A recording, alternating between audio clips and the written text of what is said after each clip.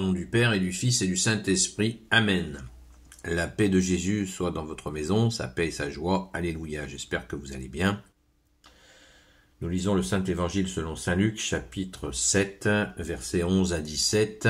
Donc nous continuons l'avancée dans la lecture de l'Évangile selon saint Luc. Que ta parole, ô Jésus, rentre dans mon esprit, que ma bouche proclame ta parole et que mon cœur l'accueille. Amen. Jésus ressuscite le fils d'une veuve. Un peu plus tard, Jésus se rendit dans une ville appelée Naïm.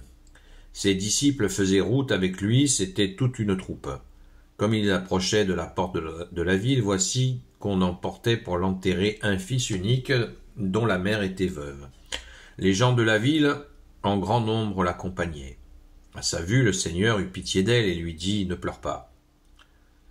Puis il s'approcha et toucha le brancard, les porteurs s'arrêtèrent.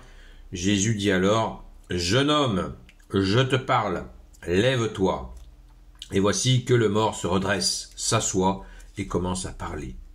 Et Jésus le rend à sa mère. Une crainte religieuse saisit toute l'assistance. Il louait Dieu en ces termes.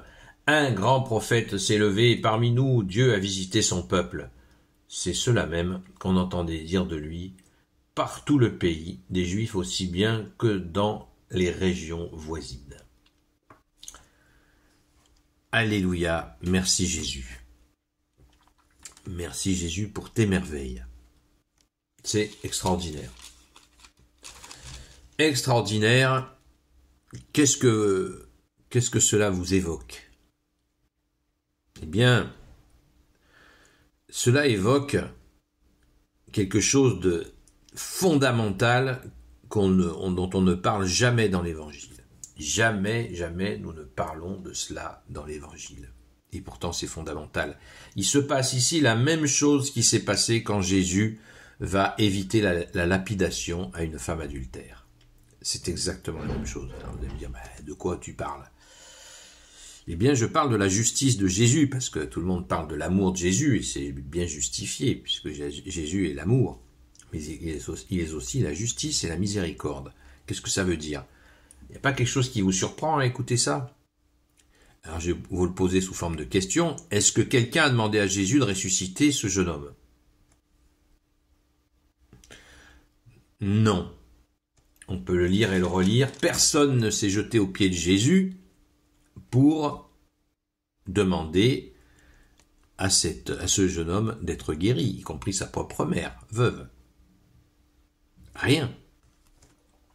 Personne n'a demandé à Jésus de ressusciter cet homme. Alors, qu'est-ce qui se passe? Qu'est-ce qui se passe? Que Jésus soit intervenu. Eh bien, il faut comprendre le contexte de l'époque. Je vous en parle chaque matin, et je le fais aussi ce matin. Les veuves n'avaient plus de moyens de subsistance à cette époque, sauf des femmes très riches. Mais ce jeune homme, c'était le seul moyen de subsistance de sa mère.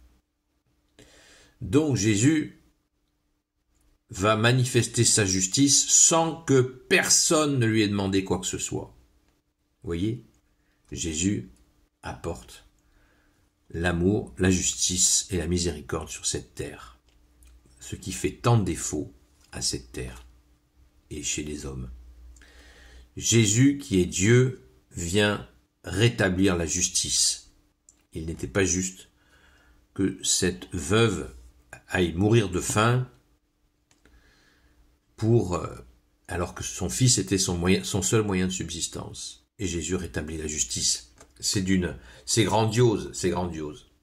Il y a très peu de moments où dans l'Évangile, il est question de ça. C'est exactement, je vous le disais à l'instant, la même chose pour la femme adultère. Elle ne s'est pas jetée aux pieds de Jésus pour demander « Jésus, sauve-moi, ils veulent me lapider. Sauve-moi. » Non, pas du tout. Elle n'a rien demandé à Jésus. Et Jésus va dire à ceux qui allaient l'assassiner, à coups de cailloux, leur dire « Dégagez de là. » Il la sauve. Il la sauve. Et là, il sauve cette veuve d'une fin misérable, de la misère. La justice est prononcée. on est dans le même état quand on écoute cela avec son cœur, on est dans le même état que ces gens qui l'ont vu. L'assistance, il louait Dieu en ces termes. Un grand prophète s'est levé parmi nous. Dieu a visité son peuple. Alors, eux, ils disent prophète parce que la référence qu'ils ont, c'est les prophètes. Ce sont des Hébreux. Ils ont la référence des 30 prophètes qu'ils ont connus, enfin, que leurs aînés ont connus. Ils ne savent pas que Jésus est le Messie, que Jésus est Dieu lui-même.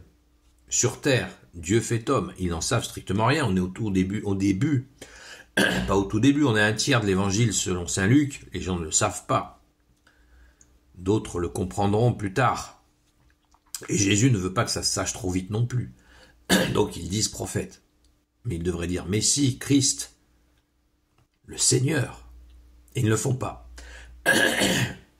Pour eux, c'est un prophète. Alors on est dans le même état de joie en voyant ça, la justice de Jésus. Alors, appliquons ça à nos vies et pensons, ayons toujours à l'esprit que Jésus peut faire justice, y compris à des gens qui ne prient pas, y compris à des gens qui ne le connaissent pas, car il est souverain par essence, il est Dieu, il agit comme il veut, où il veut, quand il veut. Et ça, c'est beau, ça montre bien justement qu'il est la justice. Et nous savons dans l'Évangile que tout le jugement lui a été donné par le Père lui-même. Amen, alléluia. Gloire soit au Père et au Fils et au Saint-Esprit, maintenant et toujours et pour l'éternité. Amen. Ô Jésus, toi qui peux tout et qui porte tout, toi le Sauveur, toi l'Emmanuel, je te confie toutes celles et ceux qui regarderont cette vidéo ainsi que leurs proches selon ta seule volonté, ô Jésus.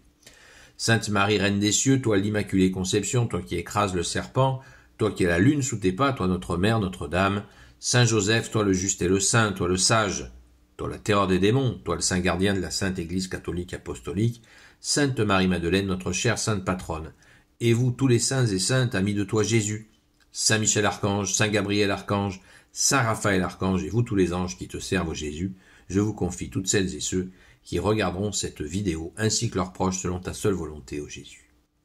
Prenons quelques instants pour rendre grâce sur ce qui se passe sur le direct, sur TikTok tous les soirs de 20h à 22h. Nous avons la visite de gens qui viennent justement chercher ton secours, Jésus. Alors rendons grâce et prions pour eux. Prions pour ces gens qui viennent chercher ton secours. Ce direct est fait pour ça. Pour que vous puissiez venir chercher le secours de Jésus. Nous avons prié, nous prions tous les soirs, ça fait 2 ans maintenant, pour plein de gens, par la grâce de Jésus. Continuons les amis. À très vite.